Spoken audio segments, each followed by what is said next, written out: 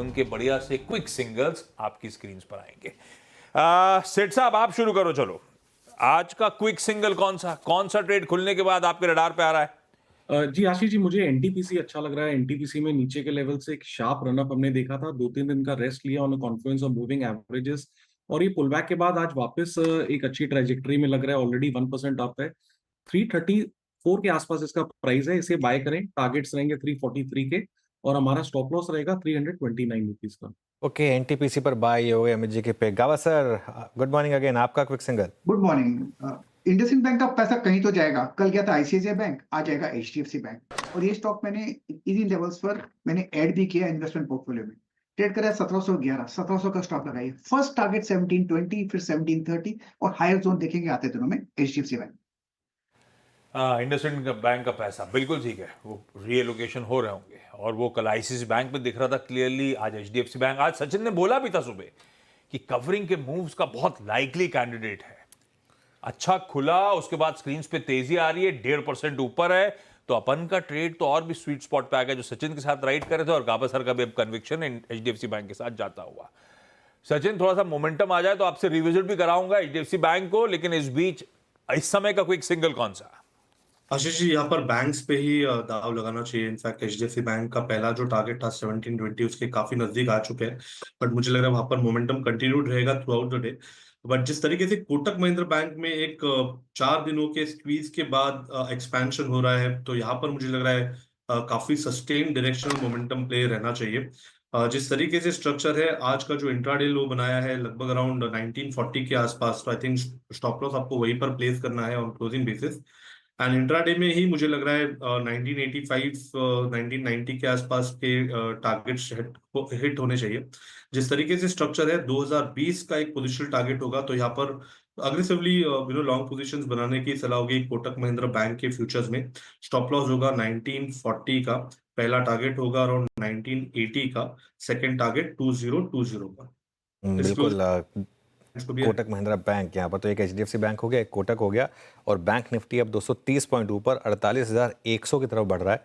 48,200 एक बहुत crucial level है, वो अगर क्रॉस हुआ तो शायद तेजी और बढ़े, लेकिन निफ्टी रेड में आ गया। अब निफ्टी अब 10 पॉइंट रेड में आ गया, उस लेवल को रिजेक्ट करके 22,577 को, उस जोन को रिजेक्ट करके नीचे आया। और इसलिए देखिए, मैंने सुबह एक चीज़ ये कही थी आपको आशीष की, जो बीटीएसटी ट्रेडर हैं वो तो एक बार बुक कर लें, है ना, क्योंकि 50-60 पॉइंट आपको मिल रहे हैं अच्छे खासे, वो लेके घर जाएं। इतने ही मिलेंगे आपको इस समय मार्केट में पॉइंट, और दोनों तरफ की ट्रेड ले। सेल ट्रेड, अब सेल ट्रेड तो प्ले आउट हो चुकी है, अब ये कहाँ तक प्ले आउट होगी, उसके बाद लोअर लेवल पर देखते हैं हम वो सपोर्ट आ रहा है कि नहीं आ रहा है उस जोन पर, जो हमने कल बात की है, जिस बात की 22,375 से 22,425 के बीच का वो सपोर्ट जोन है। अब वहाँ तक अगर आपको रुकना है या नहीं, ये आपको डिसाइड करना होगा। खैर चलिए, एक काम करते हैं, बाकी की ट्रेड्स लेते हैं। आई थिंक मानस की ट्रेड रहेगी। मानस, क्या पिक किया आपने? टाटा मोटर्स पे अनुज जी ध्यान देना चाहिए, क्योंकि अब ऐसा लग रहा है कि यहाँ पर रिवर्सल का कंफर्मेशन है। हायर टॉप्स हायर बॉटम्स का कंफर्मेशन है। स्टॉक अपने 20 डे मूविंग एवरेज के ऊपर निकला है।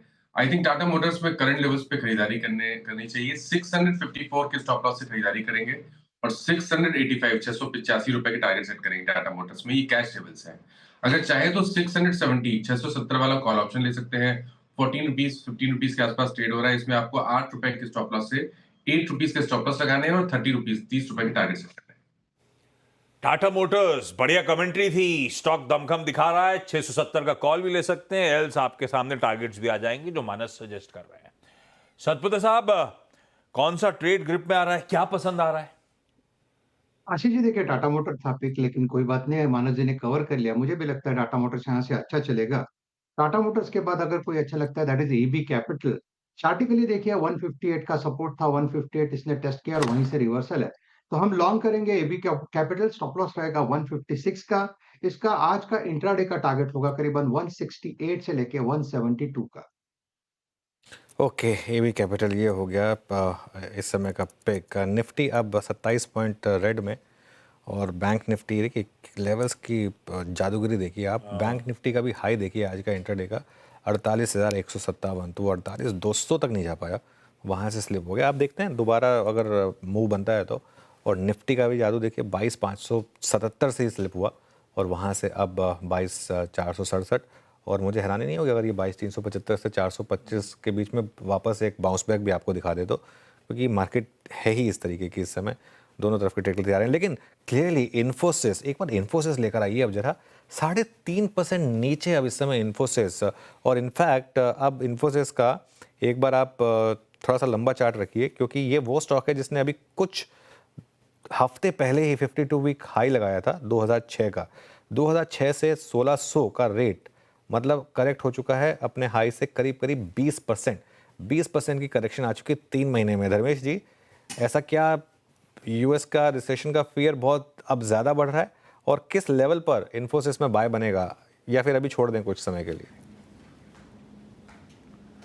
अनुज जी, अभी छोड़ दें कुछ समय के लिए आईटी क्षेत्र में, बिकॉज जिस तरीके से टेक्नोलॉजिकल डेवलपमेंट हो रही है, इतनी फास्ट हो रही है, बिकॉज ये सब लोग एआई के लिए तैयारी कर रहे थे। अब चाइना में जैसे डीप सीक आ गया, बाद में अलीबाबा आ गया, तो ये तो चाइनीज़ कंपनी है, इनको तो ये अपने प्रोडक्ट बेचने की तैयारी कर ही नहीं रहे थे। और प्लस यूएस में अगर रिसेशन का प्रॉब्लम आता है, रिसेशन तो आएगा नहीं मेरे समझ के हिसाब से, बट हाँ ग्रोथ तो वहाँ पर 2.1% जीडीपी ग्रोथ का आकलन किया जा रहा था, हो सकता है 1.5 या 1.4 तक आ जाए, तो डिस्क्रिशनरी स्पेंड फिर से प्रॉब्लम में आ जाएगा। और ये सारी कंपनियां जस्ट स्टेबल हो ही रही थी, और वापस से इनको गाइडेंस में रिवीजन करना पड़ेगा, और फिर आउटलुक इनका अभी इनको दिखेगा नहीं आगे कि क्या होने वाला है। तो ऐसे माहौल में अभी आप आईटी का ट्रेड छोड़ के चले तो बेहतर है। मिड कैप पे जरूर देख सकते हैं, केपी आईटी टेक्नोलॉजी टाइप्स जो इंजीनियरिंग रिसर्च एंड डेवलपमेंट वाली कंपनी है वहाँ पर देख सकते हैं। सॉफ्टवेयर वाली कंपनी जो प्रोडक्ट प्रोवाइड करती है वहाँ से दूर रहे तो बेहतर रहेगा। तो ट्रम्प साहब से मतलब धर्मेश कान साहब एग्री करते हैं, यूएस में रिसेशन नहीं आएगा लेकिन कंसर्न्स हैं, और इसीलिए इस तरह का पेन है। पूरा आईटी इंडेक्स खुलने के बाद से दबाव गहराता ही चले जा रहा है, 2.25% का दबाव। एक चीज मैं ऐड करना चाह रहा था, देखिए ट्रम्प साहब की तो मजबूरी है, उनको तो कहना पड़ेगा कि वो कैसे बोलते हैं कि भाई वो प्रेसिडेंट है, प्रेसिडेंट थोड़ा ना बोल देगा कि मेरी कंट्री में रिसेशन आ रहा है। प्रेसिडेंट तो यही बोलेगा कि नहीं मेरी कंट्री सबसे अच्छी है। वो तो प्रेसिडेंट का तो काम है, एक उसका लीडर का तो काम है ना, वो तो यही कहेगा कि भाई मेरी सबसे अच्छी देश है मेरा। लेकिन मार्केट कुछ कह रहा है आपको, और सिर्फ हमारा मार्केट नहीं है, इवन यूएस का मार्केट आपको कुछ कह रहा है। डॉलर इंडेक्स देखिए आप, आई थिंक अगले 2 महीने में अगर आपको सुबह उठकर एक चीज ट्रैक करनी है अब ग्लोबल मार्केट में, वो है डॉलर इंडेक्स। बस ठंडा पड़ेगा अपने लिए अच्छा, ठंडा पड़ेगा अपने लिए अच्छा, पॉजिटिविटी आएगी अपने लिए खराब। बेसिकली सारा का सारा मामला जो है ना अब डॉलर इंडेक्स का, डॉलर रुपये नहीं डॉलर इंडेक्स की बात कर रहा हूँ मैं। तो डॉलर इंडेक्स देखिए आप, बाकी सब चीज़ों को छोड़ दीजिए और वो देखिए, क्योंकि वो करीब करीब 103.56 पर है, तो थोड़ा सा इसमें अपटिक आई। तो ये है सबसे इंपॉर्टेंट चीज़, थोड़ा सा इस पे ध्यान रखने की जरूरत है। मैनेजमेंट कमेंट्री सुनिए। पिछले हफ्ते फ्राइडे को सीएनबीसी आवाज पे हेक्सावे टेक्नोलॉजीज के श्री कृष्ण साहब आए थे, एमडी सीईओ। कह गए थे पिछले 1 आध महीने में अब दिक्कतें बढ़ रही हैं, क्लाइंट्स हाथ खींच रहे हैं। हमने पहले नहीं देखा था, 3-4 हफ्ते से हम ऑब्जर्व कर रहे हैं, पेन बढ़ रहा है, कंसर्न्स बढ़ रही हैं, तो सब भाव में दिख रहा है। सचिन, इन्फोसिस बेलवेदर के थ्रू ही समझ लेते हैं मूड आपसे। परसों कल के ट्रेडिंग सेशन में अच्छा खासा दबाव था, उसके ऊपर आज इस तरह का मॉर्गन स्टैनली खुद डाउनग्रेड कर रहा है। कंसर्न्स हैं स्पेस को लेकर, वाकई हैं। ऐसे में चार्ट्स के समीकरण कैसे बैठ रहे हैं? आशीष जी, मुझे लग रहा है चार्ट्स पे ऑलरेडी जिस तरीके से पेन था, वो पेन आई थिंक एक एक्सट्रीम जोन पे है। मुझे लग रहा है कहीं जाकर जिस तरीके से इसके रिलेटिव स्ट्रेंथ इंडिकेटर्स प्लेस्ड है, तो मुझे लग रहा है यहाँ पर डेफिनेटली 1600 से लेके 1560 का जो लेवल है वो एक अच्छा जोन है जहां पर स्टॉक अक्यूमुलेट करना चाहिए ऑन द लोअर साइड। जिस तरीके से पेन है, मुझे लग रहा है ये पेन जल्दी ऑब्जर्व होगा, एंड एक लो टॉप लो बॉटम सीक्वेंस से मुझे लग रहा है एक स्टेबिलिटी आनी चाहिए। तो यहाँ पर फ्रेश शॉर्ट पोजीशंस बनाने की तो सलाह बिल्कुल भी नहीं होगी। ऑन द कॉन्ट्ररी, अगर यहाँ से थोड़े से भी डिक्लाइंस होते हैं तो 1560 तक भी अपने पोर्टफोलियो में इसे अक्यूमुलेट किया जा सकता है। जिस तरीके से डेरिवेटिव डेटा है, 1600 के आसपास के पुट राइटर्स काफी कॉन्फिडेंट नजर आ रहे हैं, एंड ऊपर मुझे लग रहा है अगर ये बाउंस बैक भी आ जाता है तो 1700-1720 तक ये मटेरियलाइज होगा। तो डेफिनेटली यहाँ पर अगर किसी की एग्जिस्टिंग शॉर्ट पोजीशन है तो मेरी सलाह होगी कि थोड़ा सा कवर करें, एंड 1560 तक अगर डिक्लाइंस आते हैं तो डेफिनेटली यहाँ पर एक कॉन्ट्रा लॉन्ग बनेगा 1720 के टारगेट्स के लिए। चलिए देखते हैं किस तरह से आईटी बिहेव करता है। इस समय तो तगड़े पेन में है ये पूरा का पूरा पॉकेट। आज के बाजार का सबसे बड़ा सरदर्दी ये सेकंड है इंपॉर्टेंट हेवीवेट पॉकेट, बैंक्स के बाद आईटी। ये देखिए, खैर जाइडस लाइफ, सतपुते साहब चार्ट्स प्लीज देखना। ब्रोकरेजेस जो फंडामेंटली 12 मंथ के टाइम होराइजन के टारगेट हैं, उसमें भी कोई दमखम नजर नहीं आ रहा, ज्यादा बुलिश हो नहीं रहे। स्टॉक में दिख रहा है खुलने के बाद से प्रेशर माउंट हो रहा है, मंदी के सौदे पड़ रहे हैं, शॉर्ट्स बन रहे हैं। इसमें क्या लग रहा है चार्ट्स पे? आशीष जी, आपने बिल्कुल सही कहा कि यहाँ पे खुलते ही शॉर्ट्स बन रहे हैं। ओपन इंटरेस्ट देखिए 4%, 3.5% ऊपर है, तो शॉर्ट्स तो डेफिनेटली है। तो यहाँ पे देखिए टारगेट क्या होगा, मेरे हिसाब से 865 टू 860 ये आज का इंट्राडे का इसका टारगेट होना चाहिए। तो बेचना है तो हमें जो स्टॉप लॉस प्लेस करना पड़ेगा वो करीबन 890 के आसपास रहेगा। सेल साइड का ट्रेड होगा, काउंटर में डेफिनेटली वीकनेस है।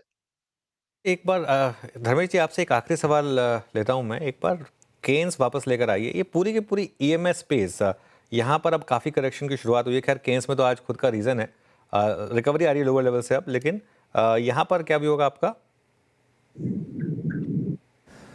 देखिए अनुज जी, जहाँ तक ईएमएस स्पेस का सवाल है तो एक तो वहाँ पे एक क्लैरिटी दिख रही है। मार्केट का ये डायरेक्शन है कि जो वैल्यूएशन है मल्टीपल वो अब ग्रोथ के हिसाब से रीसेट हो रही है। तो आप बहुत ज़्यादा हाई मल्टीपल्स नहीं ले सकते। अगर 30-35% का ग्रोथ है तो मे बी 40-45 का पी मल्टीपल मिलेगा, 60-70 वाला नहीं मिलेगा। बट केन्स के मामले में आपने जो बहुत अहम बात पहले उठाई थी कि भाई सेबी का लेटर सीधा एमडी को आ रहा है, तो यहाँ पर तो फिर हाथ जोड़ देना चाहिए। तो अभी रेगुलेटरी जहाँ पर भी कोई भी पंगे आ रहे हैं तो एक तो हवा में रेगुलेटरी पंगे होते नहीं है, कुछ ना कुछ कारण होता है, इसलिए ही फिर वहाँ पर रेगुलेटरी प्रॉब्लम्स आते हैं।